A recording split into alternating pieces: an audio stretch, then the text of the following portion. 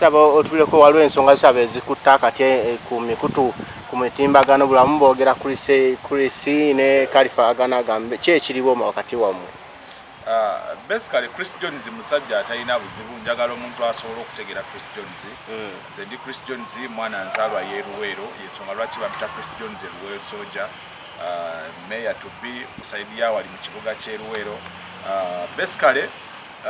na signing endagaano ne Khalifa Aganaga eya music naye nga basically mu kunsayininga kwete yansayininga nzena as the whole of me,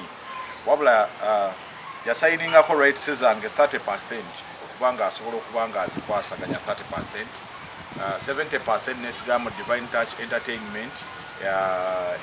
ekwasaganyizibwa omukulu ambassador wa Firebase ne Coolcats. Basically 30% omusajja gye yatwalako netukekiseera nayo nemulemerera nze nendaba nga tasobola, kitegeeza nti yasayininga ekintu ekinene kiringa okubanga oli okuba akaweewo nosayininga ate empologoma, kati yasayininga ekintu kyatasobola. Yali asobola ndooza era abantu bayimbiyimbi abali awo nga they are not branded, nga tebalina brand eri awo. Kati mu mbeera bwetyo endagaano yaffe yali nti bw'abanga bookinze shows nga alina okuba nga afuna 30%, ekyo kimu 30% eyo erina okuba nti yajjako kaalya ate n'asigazaako akapromoting omuyimbi, of which ebyo byonna tubitunda ebbanga ly'emaze naye lya myezi 6 byonna nga bimulemye, ekyo n'okizza ebbali. Sente bwe ziba zizze abadde azikwatamu bwe baba batuwadde nti batubuukinze 1 million nga weesanga nti ate asoose n'ajjako 3 oba 4 n'akulimba batubuukinze 6 oba 7, then ate ne kuzoosigaza najja nonekeera percentage. Bagamba si muntu mulambulukufu oba oli awo y'ensonga lwaki nasazawo neŋŋamba nti come 2020 okusinziira ku byempisemu na biki kambeere nga muviira sobole okubeera nti nsigala ndi Divine Touch eyange gye natandika nganze n'abo abantu abankwasaganyizaako mpola mpola sobole okugenda maaso n'okulaba nti buli kimu kitambula bulungi. Mu ndagaano gye mwakola ku by'ennyimba byali bitya? Gwe weeyiyiza, yakuyiyiza, yagula, gwogula? Embeera yali bweti nga manager yenna yalina okubeera nga atwala obuvunaanyizibwa omuyimbi ayambadde atya, omuyimbi ali atya, omuyimbi asula atya, omuyimbi akoze atya audio, omuyimbi akoze atya video. Ebbanga lyemaze naye ku ebyo byonna talina kye yali akozeeko, ekikulaga nti yasayininga oba oli awo abayimbi ayagala okusayininga abayimbi naye nga tanaba kwetuuka kuba nti asayininga. Bad Character eyinza okuba nga company nti yafuuka lebo yagikolanga lebo naye tenatuuka ku level esayininga abayimbi. Kyobola ne Fresh Daddy we yabeererayo nga ayambala ngoye za Khalifa. Kati nze atamwenkana yali ayagala nange nyambala obugoye bw'abaana abato kuba yalinga mwana muto, okitegeera. Kati Fresh Daddy olw'ensonga nti bombi bali wano, kano kali wano ne kano kali wano, bwayambalanga obukooti bwabo n'ebigaalo bindi abantu ne basobola okubeera nti basobola okulaba nti maybe awo ndooza sizo bazono. Naye kati nze Chris Jones ndi musajja ajjudde gotusobola kuteekamu obugoyegoye bwa kiraaye, okitegeera. So mu mbeera bwetyo ebibeera nti byamutabukire n'aba nga takyabisobola, shows nzikoze, buli kimu nkikoze, nentuuka ekiseera nendaba nti ate nze ng'omuyimbi gwe yasayininga nsinga manager amaanyi kuba naye muyimbi. Okuva ku luyimba Kiboko Fire lwe yayimba ne Chameleon ate era lwabeera lw'amaanyi lwa Chameleon si lwa Khalifa. Akoze ennyimba nnyingi awo naye bw'otuna mu nnyimba z'akoze njagala ondemu oluyimba lumu lw'osobola okugamba nti osobola okululeetinga ku nnyimba z'ennyimbi nga Butterfly amaloboozi agalulimu, oluyimba nga Nkoyo bw'omu amaloboozi agalulimu, melodies eziri omwo ebivuganya buli kimu. Ye wali yavaayo mu by'okugaa nti ayimba. Khalifa takyali muyimbi. Khalifa is a blogger, takyali muyimbi. Mu mwaka oguwedde tuyinza okubuuza Khalifa ayimbye shows mmeka z'owudde ng'onoogamba nti Khalifa zino shows zize. Ekyo kimu. Ekyokubiri, Khalifa lwe yasembayo okukola show nga yeetimbye waliwo show gye yakola ku Ambience Parking yawo, show ya musala. Omuyimbi omunene eyeyita omunene nti nze Chris Jones simanyi kuyimba ndi mutono, naddamu n'akola bwe yanoonya okukola show ng'alina oluyimba Kiboko Fire. Kiboko Fire lwali luyimba olwali lusaana okutimba Freedom City. Lwaki yatimba Freedom City yamanyi okuyimba era ng'amanyi nti w'amaanyi. N'agenda ekkololo mu kabaala k'abantu 8 n'atimba oluyimba olulamba olulimu ne Dr. Jose Chameleon, okitegeera. So nze kunze nkiraba nti waliwo embeera ambassador receiving akono mulagire wendi receiving ono mufune ku simu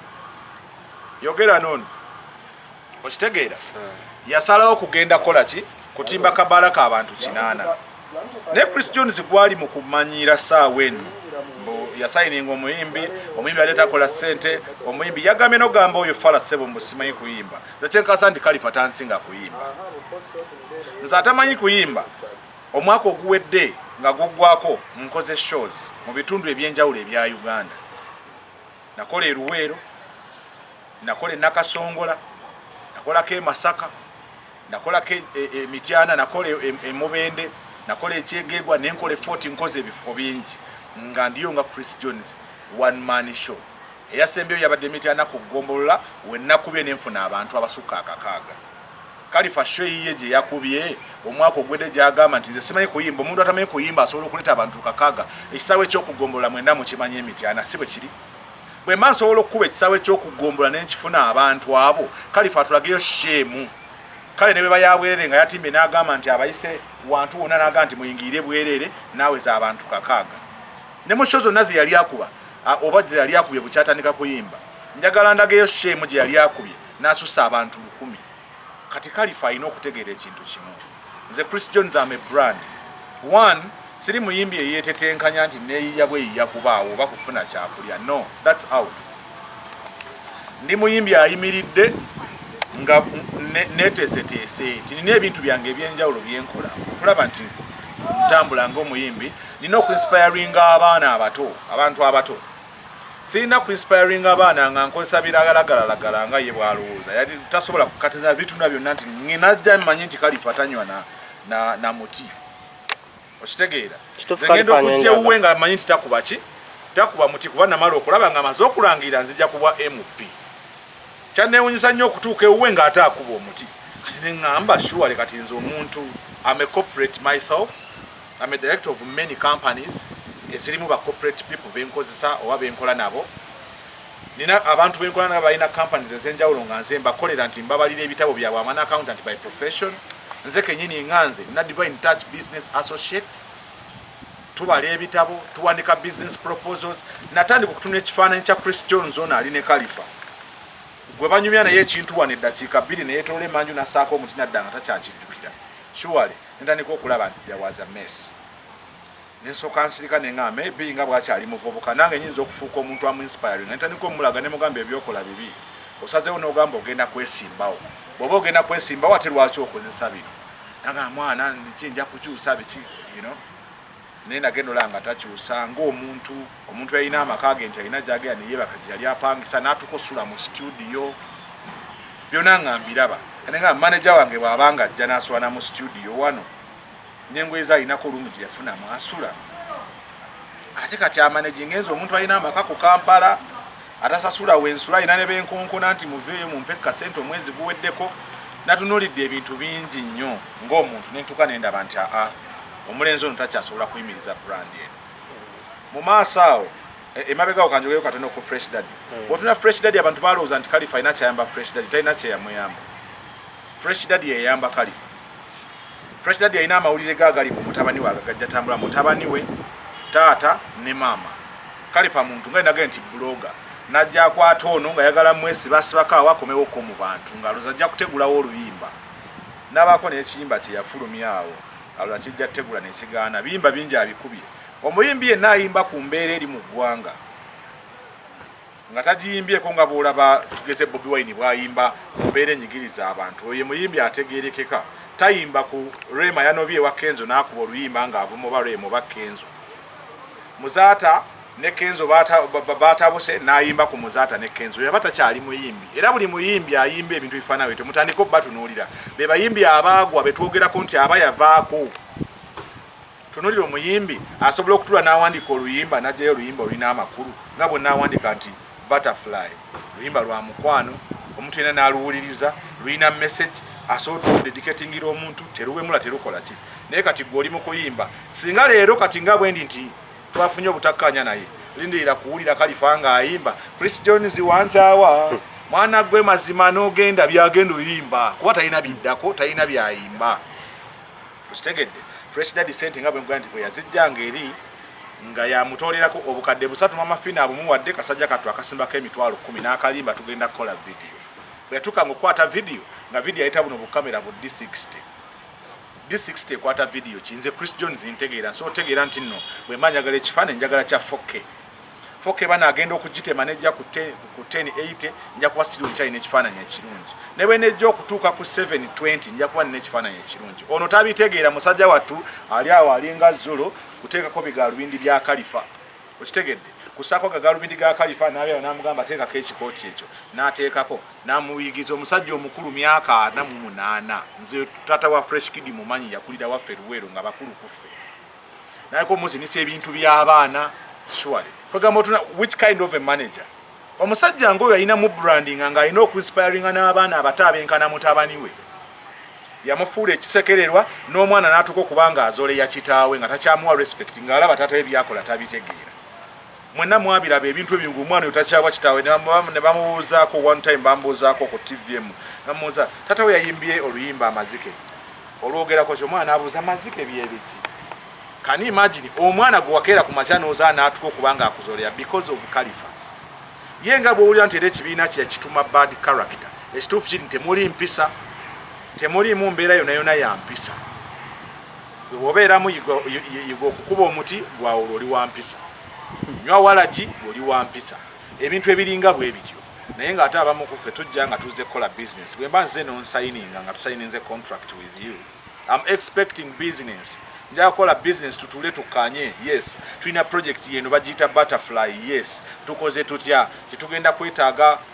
posters eza social media trajes yazikola nti tugenda kwetaaga abantu abagenda okubanga batambuza music wansi nti waliwani tya waliwo boy busungu waliwo gundi bwati ne bwati nkugereza abantu era abali mu promotion tugenda kwetaaga abantu abagenda pushing olwimba lwaffe ku radio nti ambassador Firebase wali mama Fuse Natete wali ebyo nabyo natayina oyo yena ati tamulina alina kintu kimu kamera eruwa walaba kamera yana malawulira kati wano nti ninawo abanzijako interview omulabulabi nga atuse nange banne muntu nuzemu surely is that a brand of an artist omuwulira abuukira Rema enkyano omulira nga abuukidde Bebe Kulu yuno omulira nga abuukidde Bobby Wine ye aliwo okubuukira kulaba nti afuna mawulire just a sympathy bantu kumubeerako nze gwagamba atamanyi kuyimba nina nominations eza awards sawa zina abantu bali mu kunnonda Khalifa ayinamu nomination n'emu ekiraga omuyimbi wano e Uganda nti ayina waali awards zino bannanga abantu bafa batuwagira muli eyo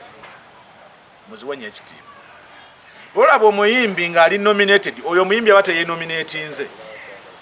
wabula abantu bali batula bateekayo ne bagamba nti tugenda kuba ne categories ezifaana bweziti oluyimba olusinze mu mwaka omuyimbi omusajja asinze mu mwaka omuyimbi omukyala asinze mu mwaka omuyimbi omupya